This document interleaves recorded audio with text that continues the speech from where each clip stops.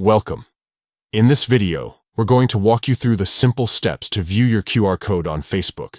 Whether you want to share your profile or connect with others quickly, this guide will help you access your unique QR code in no time. Let's get started. First, open the Facebook app on your smartphone. Make sure you're logged into your account and ready to go. Once the app is open, look for the messages icon. It's located at the top right corner of your screen. Tap on it to proceed.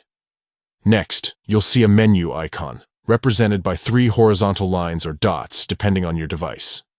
Tap on this menu icon to open a list of additional options and settings. Now, here's the key step. Look towards the top of this menu screen for a small QR icon. It might be tucked away in a corner, but should be easy to spot. Tap on this QR icon, and just like that, your personal Facebook QR code will appear on the screen. From here, you can save or share your QR code with others. You can also use it to connect with friends instantly by letting them scan it directly from their phones.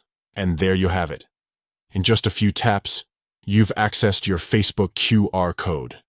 It's a quick and efficient way to share your profile or connect with others seamlessly.